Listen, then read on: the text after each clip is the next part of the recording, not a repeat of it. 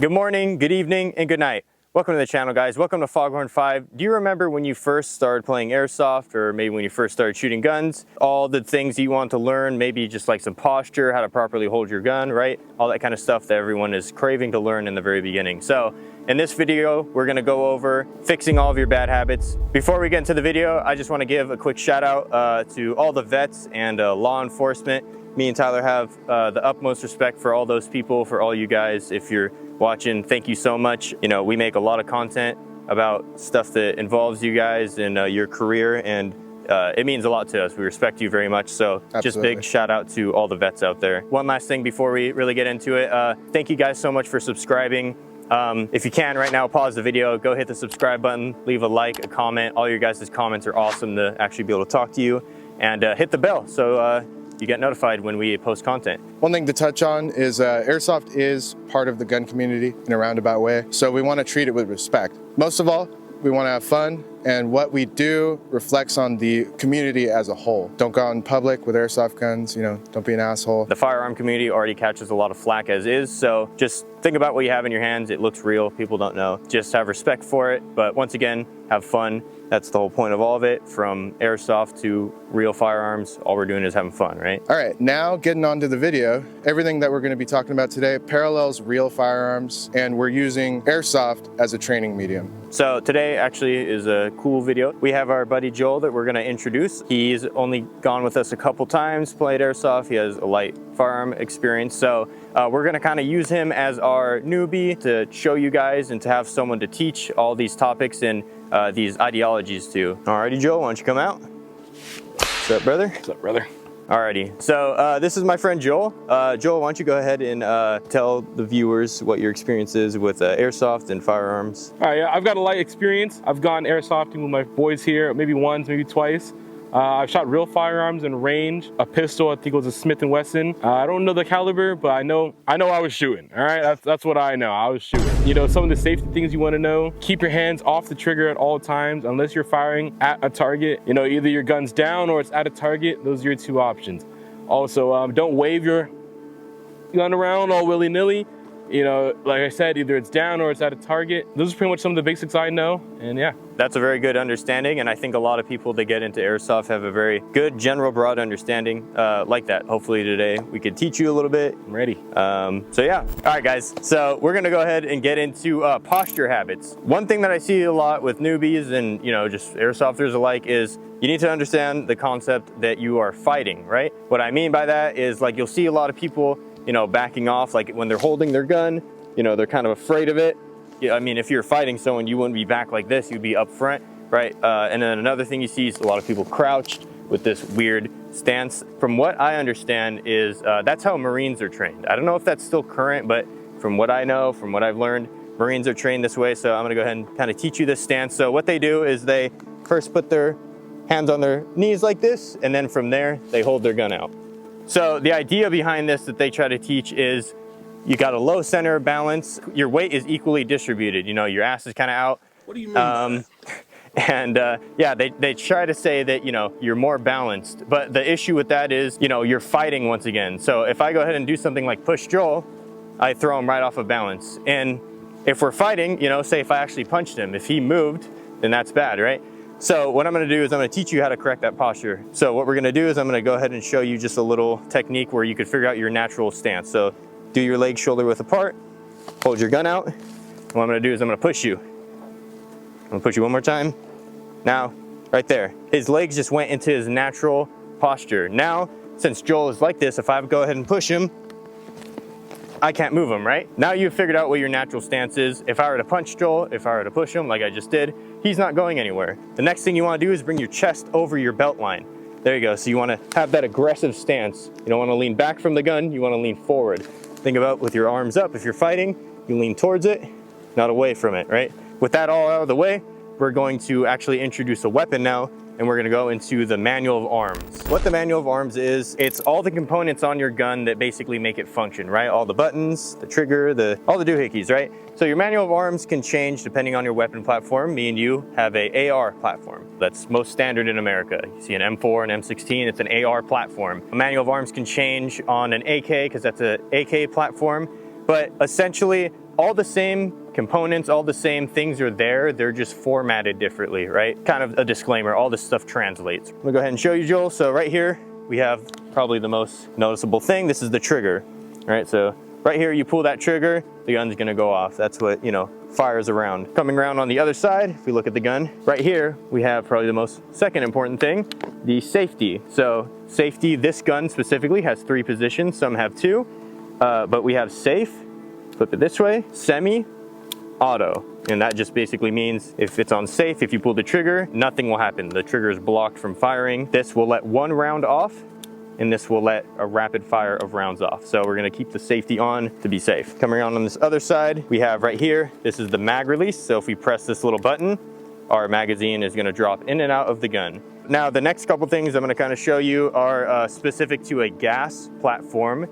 This is an electric gun, so it doesn't really apply, but since we're going over airsoft as a training medium, I thought it's a good idea to have a gas gun out here, because this is how a real firearm would work. Right here, we have what's called the charging handle. If we take a mag and we want to load the gun, we're going to stick it into the mag well. So if I were to pull the trigger, nothing would happen. So what we need to do is put that round into the chamber, and how we're going to do that is we're going to pull this charging handle back, and now it's chambered. A round is chambered and the gun is ready to fire. I'm gonna go ahead and show you on this side what happens when we go ahead and pull this bolt. You're gonna see dust cover flaps open, the bolt comes out, and then when I let go, you'll see the bolt drop. This dust cover is exactly what it's called. It covers the internals from dust, so it's something you kind of want to manage. Flip it back up when you're not using the gun. Keep your gun not dirty, ready to rock and roll. Continuing going off that, showing you loading procedures, right? I already showed you how to load the gun.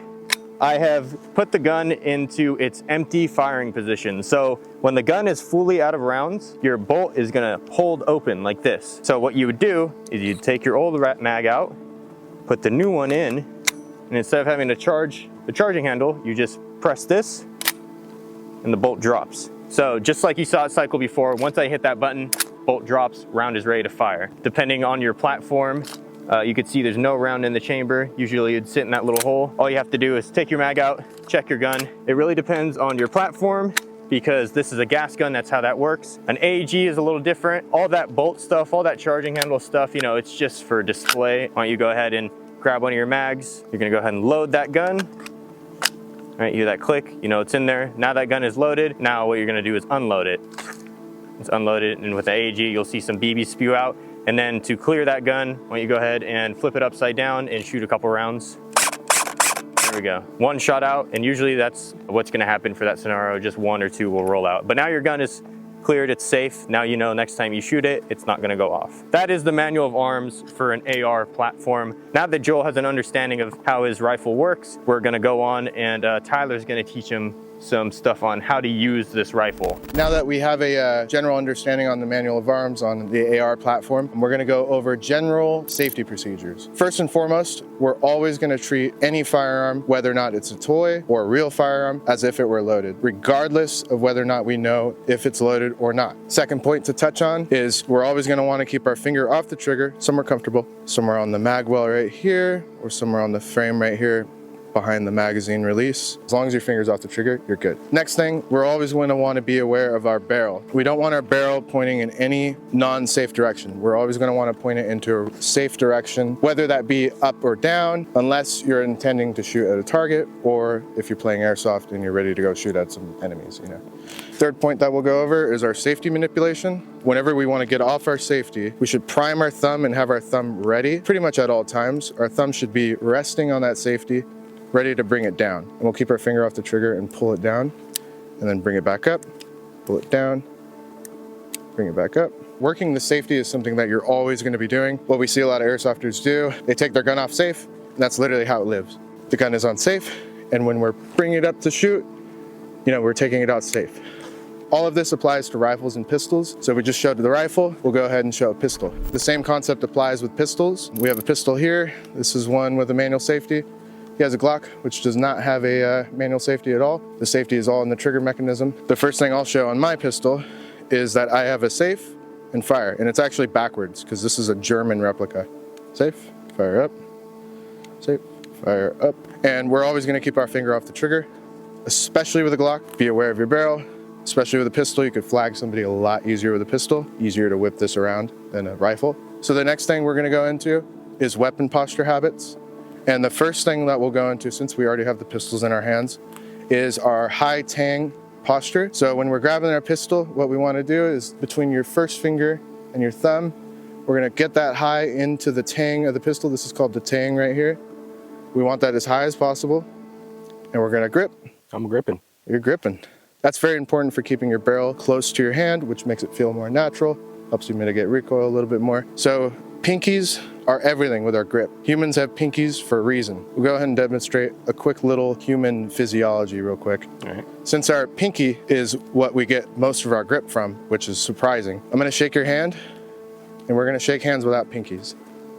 All right, so we're gonna pull apart. Pretty easy to pull apart, right? Yep. Super easy. Now we're both gonna use pinkies, and now we're gonna try to pull apart. It's not happening. Not happening. We're gonna hold on all day. Holding hands. Holding hands, bro. We take that same exact concept and we use that when we're holding a firearm, because we don't want our firearm getting ripped out of our hands. And then what's gonna happen? You're on the other side of the barrel. Yeah, you're on the other side of the barrel, you're gonna die. Web of the thumb all the way in the pink, pinky in the stink.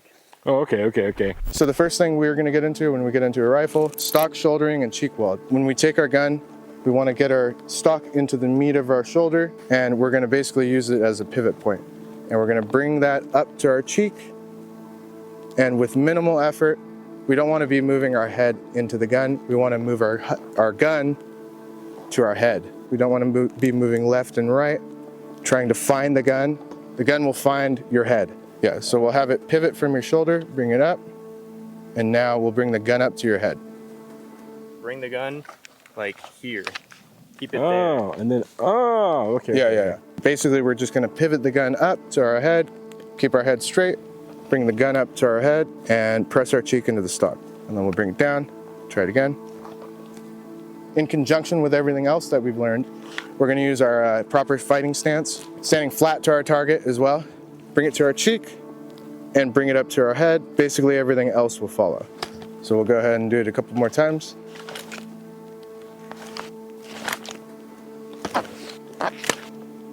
Next thing to touch on is our weak hand, mine being my left, Mine also. is the one that we're gonna use to drive the gun. If you see, if I take my dominant hand away, I could use my left hand to point the gun. That could drive the gun. And we could also use it to pull into ourselves. If we have a good firm grip, we could pull the gun to ourselves, all with our non-dominant hand. So just use only your left hand, put your right hand out. Yeah, we could use our left hand to drive the gun. Our right hand just follows. On the rifle, our dominant hand is to operate at controls.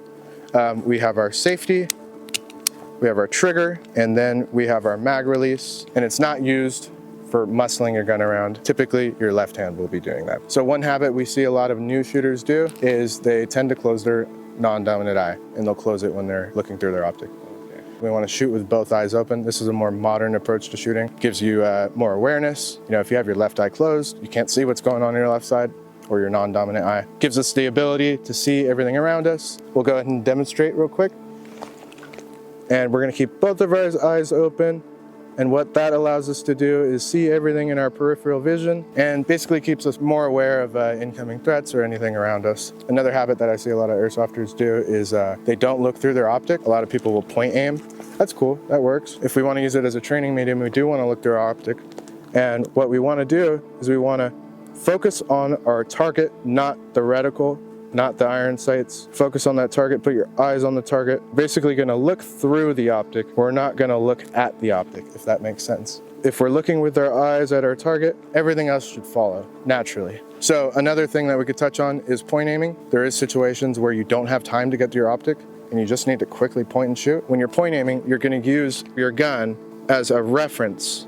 So you kinda gotta eyeball it a little bit, but you shoot a couple times, you kind of walk it in. We want to cover all bases. You know, we do want to aim through our optic, and we also do want to point shoot.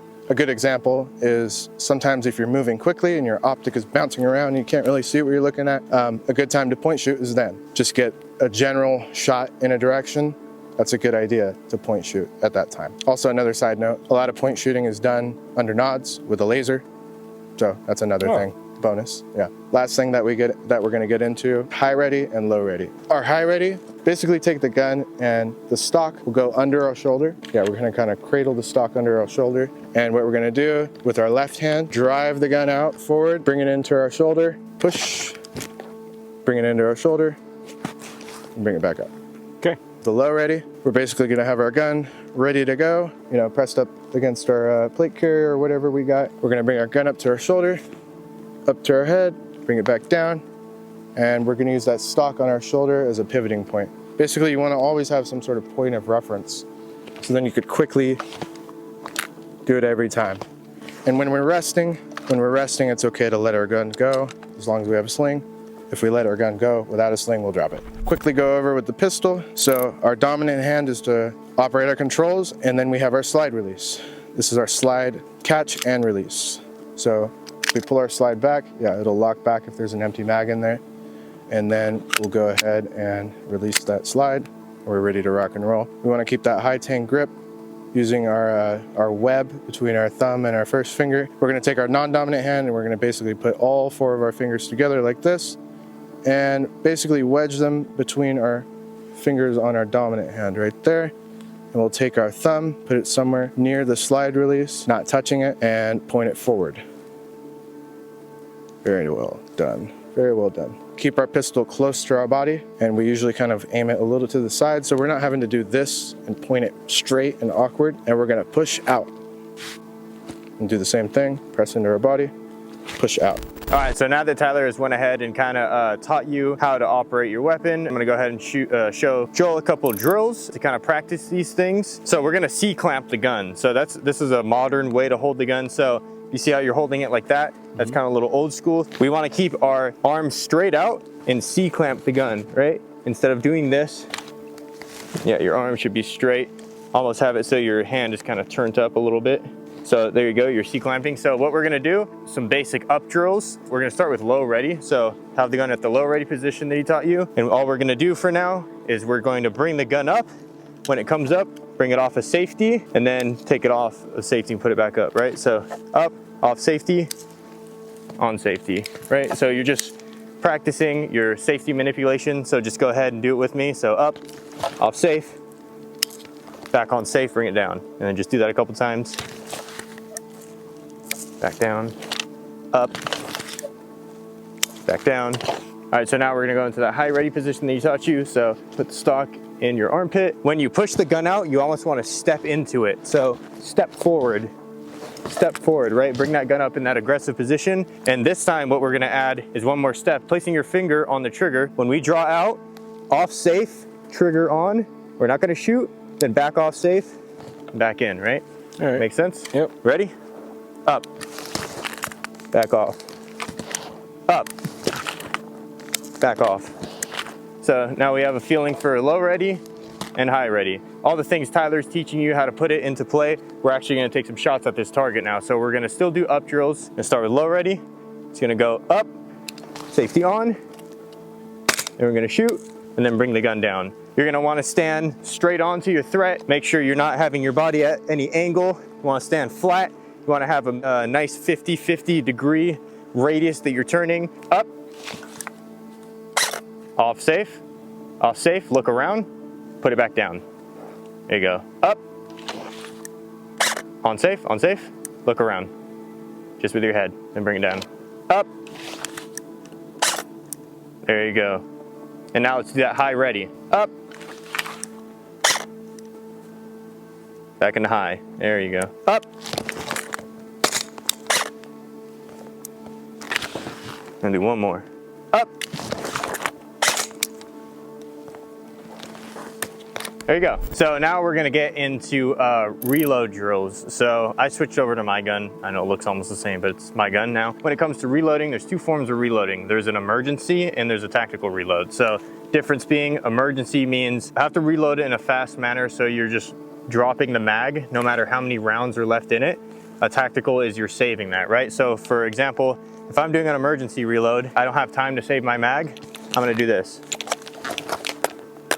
Right, dropped it right on the floor, put the new one in. there could still be plenty of rounds in there, but it doesn't matter because it's an emergency. If I'm doing a tactical reload, I'm going to be saving my mag. So there's a few ways you could do it.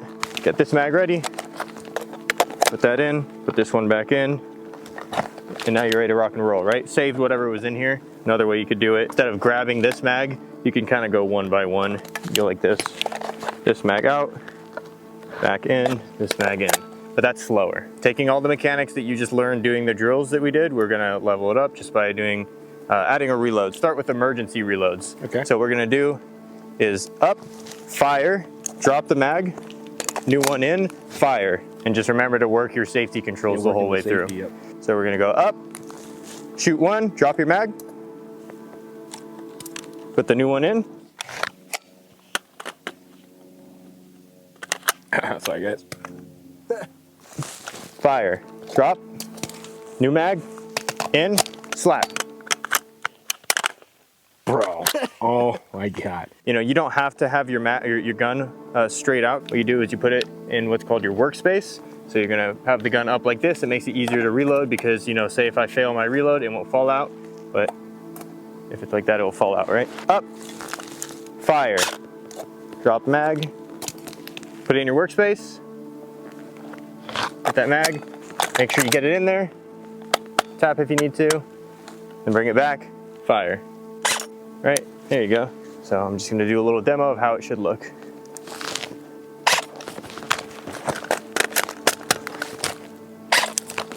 Shooter ready? Ready. Up, reload. Back on.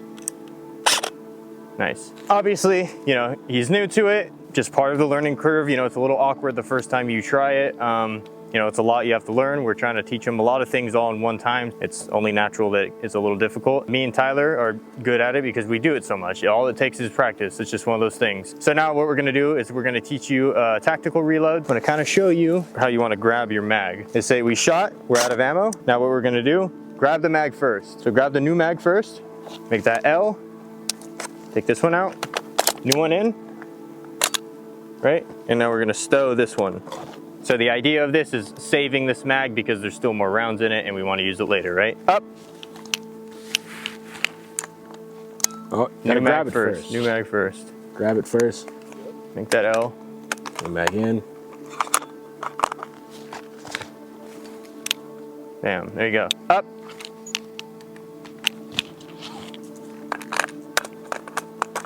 There you go. Nice. One more time, try to be speedy with it. All right. You ready? Ready. Up.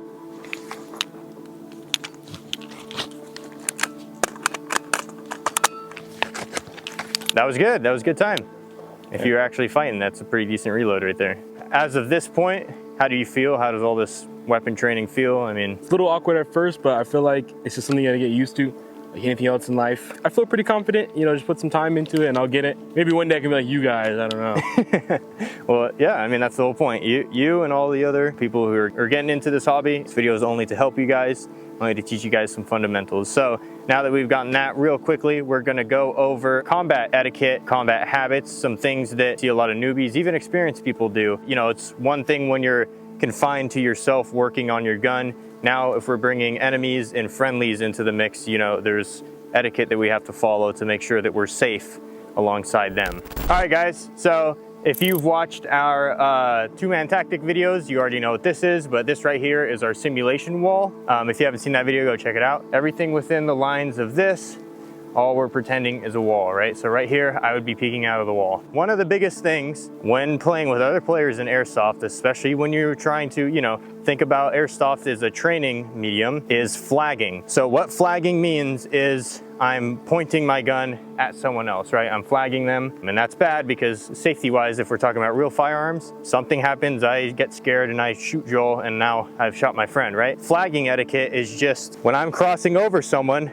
I go on safe before I get to them, bring my gun up or down, and go back around them. Okay, so say me and Joel are both engaging a threat, right? And I'm coming up behind him. What I don't want to do, I have my gun on safe, by the way. What I don't want to do is just walk over to him like this. You know, effectively, yeah, I'm getting my gun to where it's supposed to be, but I just flagged him and I could shoot him. And even in Airsoft, you know, that's a penalty, you get someone out. My safe is off right now, right? I'm ready to fire.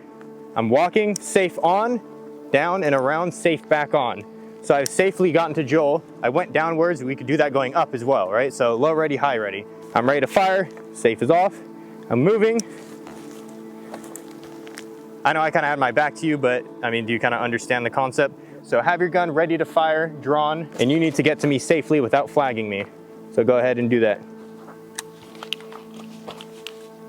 There you go. And you should be able to move around me however you want. Just make sure you're working that safety, just like you're doing. You're doing a great job. Once again, even when it comes to airsoft, when it comes to games that become more serious, like an elimination game, you know, you shoot your friend, you just actually got him out for the rest of the match, right? So let's say the camera is our threat, right? The camera is the enemy. So in a lot of like action movies, what you're gonna see is like, oh, boom, boom, boom. They turn around and their back is on the wall, right? They're like this. That's really bad. One, in a real scenario, if your back is touching the wall, that's what's getting shot at, things can come out at you. And two, the amount of time it takes for me to spin back around is dumb, it's stupid. So what we're always gonna do, work under the understanding of we always face the enemy. Of course, there's situations where you're pinned down and you need to be up against the wall, but for the most part, we're facing the enemy. If we're going behind cover, facing the enemy, I'm never facing, facing away from him. Obviously, there's times where you're not gonna know exactly where the enemy is, but the assumed position, right? So what you wanna do is called, face your plates. The whole point of wearing body armor is it's body armor. So if I'm standing sideways, all these wonky angles, if I get shot, it's not good. I wanna face my plates to the enemy. I have my plates facing out at you. Like I said, there are times where you do need to get as flat to a wall as you can. Going off of that, going into peeking from cover. So a lot of times when you see people draw their weapon, their elbows are all out funky. We want to slim our figure down as much as possible. So if I have my elbows out like this and I'm peeking through that corner, the very first thing you see is my elbows. You want to keep everything tucked in when you're in a combat scenario, keeping your elbows up against your chest and drawing your gun, right? So the first thing that should really be sticking out is your rifle. If I'm doing this, my shoulders are first. If I'm doing this, my rifle is first. Just make sure you lean into it, make sure your gun is the very first thing that's out. If you really need to lean into it, just lean into it as much as you can. The distance of where you're standing from your corner, right? So say me and you are the enemy, and say, we both have an equal corner that we're standing against. If we're at the same distance of the corner, my corner is 2 feet in front of me and yours is 2 feet in front of you. When we peek out, we're actually gonna be seeing each other at the same exact time. Now, if we offset that, say I'm right up against my wall and you're really far away from your wall, you're gonna see me first because you have that distance, you have that cone of vision that's widening. If you're even playing games and you get killed a lot because you're right up against the corner, go away from it, stand back from that corner and peek from a distance. That's another thing you'll see a lot. There's a huge space of distance that is okay for you to move around in, and you'll see people right up against the corner. Stand back, stay away from that corner. Your cone of vision opens up before theirs does. When it comes to airsoft, one of the number one reasons I spot someone first and get kills is actually because their shadow. So being aware of where your shadow is and being aware of enemy shadows, right? So this example is pretty good. My shadow is right behind the wall, right? A lot of times you might be in an unfortunate situation where the sun is beaming down you this way and your shadow's casting that way. There's literally been times where I've been all the way on this side of a wall and my shadow is touching over there. So a lot of the times your shadow can give you away. I see a lot of enemies first just by seeing their shadows, and I get them out because I can literally predict their movements. Sometimes their shadow is so defined that I could watch when they're bringing their gun up and they're ready to peek out, and I literally can just shoot them right because I see their shadow. Careful not to telegraph your shadow and look out for shadows because that will save you and get you a lot of kills. For this topic, this is a little bit of a kind of controversial topic. So this is a right side corner. I'm right-handed. This is my good corner to shoot on because the very first thing that's sticking out is my gun. If I come over on this left side, which is my non-dominant side, and I bring my gun up, my body comes out way before my gun. A lot of people like to train to shoot both ways. Switch your gun to your left hand, right? It's kind of hard to do. I've never really got used to it ever. There's only been a few times where I've only suppressed. So what I actually like to do is swap my shoulder but keep my hand position. So it's really awkward, but in a pinch, if you really need to, you could bring your gun over like that and your gun comes out first. Kind of up to you what you want to do. Takes more training to learn how to shoot with your non-dominant side. If you want to be ambidextrous, and you want to learn that, it's definitely a good thing to learn. So go ahead and switch to your left hand, and now try to peek that corner. I don't know how awkward that feels to you, but now go ahead and bring that back to your right hand. Bring the buttstock on your left shoulder. Like this? Yep. So both a very awkward situation, and you really just kind of have to learn what feels better to you, you know?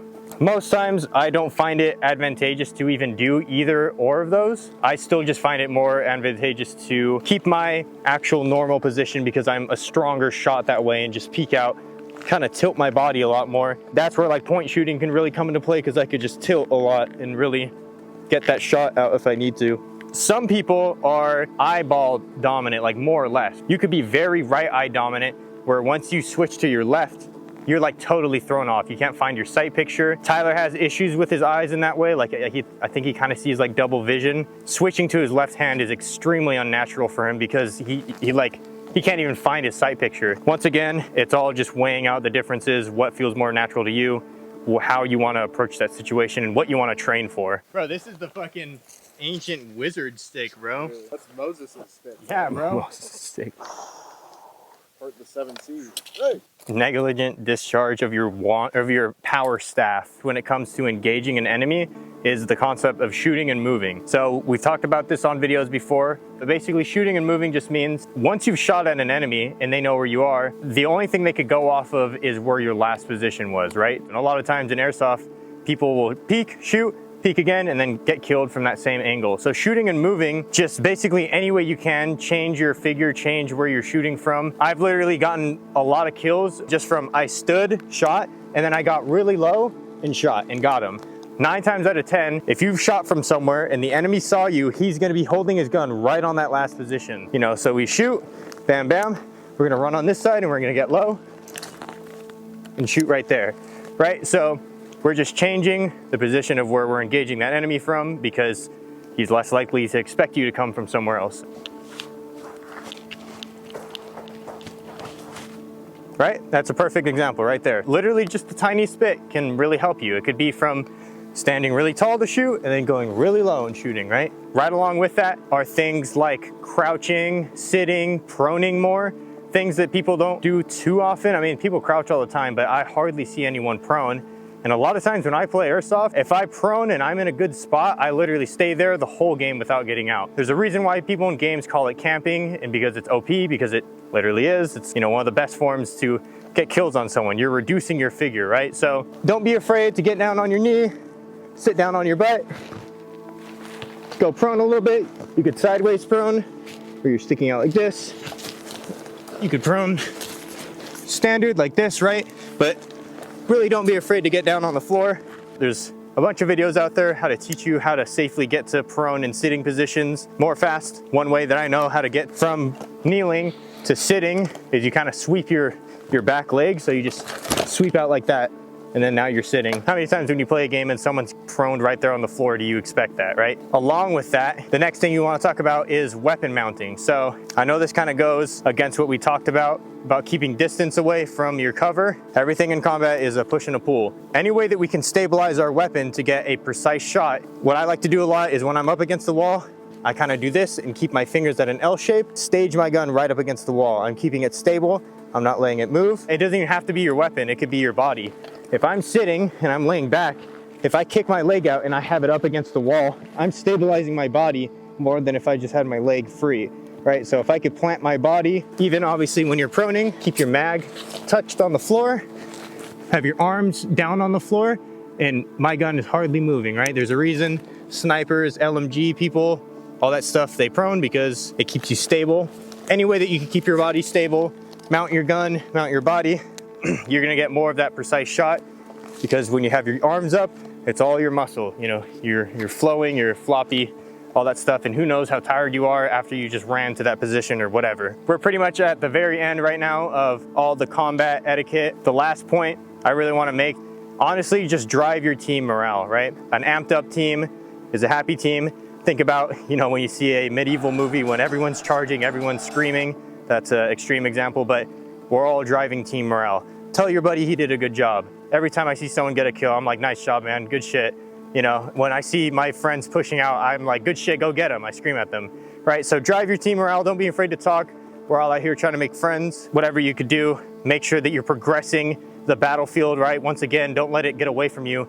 Airsoft is fighting. It's all about holding ground, taking more ground. So if you're seeing people move up, why not go move with them? Go say, hey, good job, let me go move with you. Or if you see people standing away, not progressing in the battle, be like, come on, dude. Like, let's go out together. Let's get killed together, you know, whatever. Say something funny, motivate your team. Get them to go with you, get them to progress that game, because I'm pretty sure everyone has been on that team where you're just like, man, no one's doing anything. We're all just sitting ducks, no one's going anywhere, and we're just getting shit on because the other team is advancing and we're staying still. That is, you know, partially your responsibility too as a player. Tell people, hey, let's go get these guys. What are we out here for? Don't sit around. So yeah, I'd say that's kind of one of the last bigger things. Just drive team morale. Don't be telling people what to do. Just, you know, have a nice demeanor about it. You're not a sergeant. You don't have to be yelling at people. Just say something funny to motivate them to go with you, right? Make sure that when you're out there playing that you're doing better, your team is doing better, and that you're gonna, you know, succeed and kick all your old habits, introduce new good ones, right? I mean, the biggest thing is to go in and do a little bit more research on your own time.